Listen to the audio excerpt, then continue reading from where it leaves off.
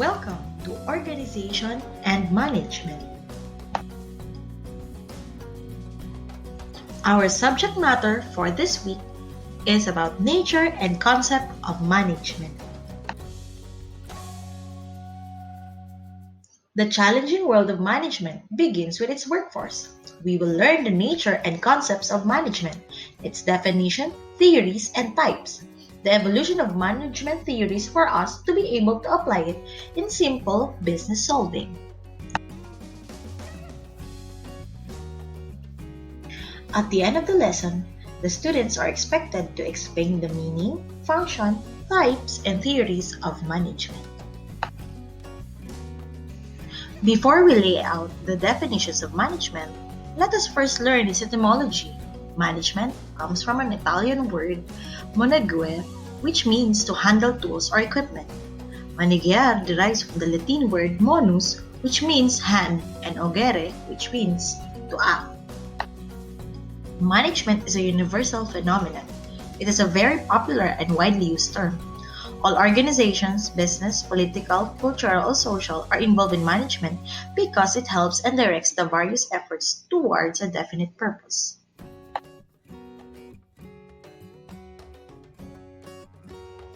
The following are the popular definition of management and was given by some prominent authors. According to Mary Parker Follett, management is the art of getting things done through people. According to Henry Fayol, to manage is to forecast and to plan, to organize, to Peter Ferdinand Drucker quoted that management is a multi-purpose organ that manages the business and manages manager and manages workers and work. While according to Harold Kuntz, management is an art of getting things done through and with the people in formally organized group.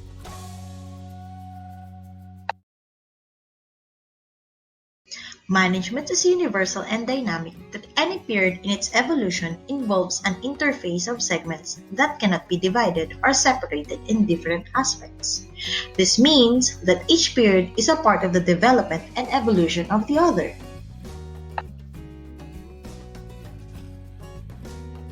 The specific phase of management that we will discuss here are just highlights of events during various periods.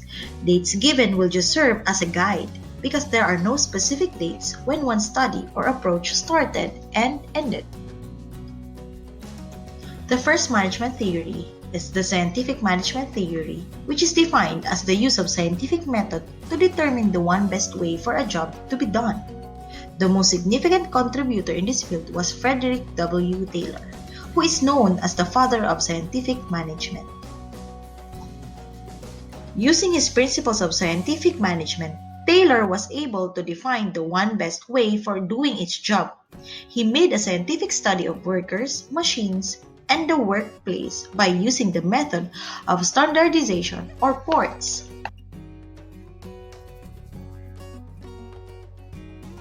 Next is the administrative management theory. The theorists who emerged in this group focused more on the entire organization by developing general theories of what managers do and what comprised well management practice. One of the most famous personality during this era was Henry Fayol. Fayol emphasizes the different managers' role. One is division of labor, next is authority, discipline, unity of command, unity of direction, subordination, remuneration, centralization, scalar chain, order, equity, stability, initiative, esprit de corps. Next is the behavioral management theory. This is often called as the human relations movement. It focuses on the human aspect of work. During the 20th century, management principles were not able to address many management situations, specifically those that deals with human behavior. Another is the management science theory. According to the principles of management notes, management science theory is known as the quantitative approach to management. This uses quantitative techniques in decision making. This approach includes application of statistics, optimization models, information models, and computer simulation. This theory contributes to the managerial decision making, particularly in planning and controlling.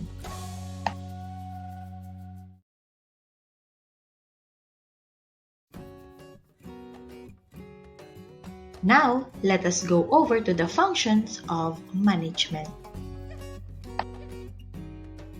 Henry Fayol, who was a managing director of a large steel company in the early 1900s, was one of the founders of the field of management. Managers need to perform 5 managerial functions in order to be successful, according to Fayol. It is through planning, organizing, coordinating or staffing, commanding or leading, and controlling. Managers serve their companies well when they plan, organize, lead, staff, and control. Now, let's take a closer look at each of these management functions. Planning involves determining organizational goals and the means for achieving them. It is one of the best ways to improve performance. It encourages people to work harder, work hard for extended periods, engage in behaviors directly related to goal accomplishment, and think of better ways to do their jobs. Organizing is deciding where decisions will be made, who will do what jobs are tasked, and who will work for whom in the company. Staffing is the process of hiring eligible candidates in the organization or company for a specific position. In management, the meaning of staffing is an operation of recruiting the employees by evaluating their skills, knowledge, and then offering them specific job roles accordingly. The next is leading. It involves inspiring and motivating workers to work hard to achieve organizational goals. The last function of management is controlling. It is monitoring of progress. That is all for today. Thank you for watching. Please tune in for more lessons.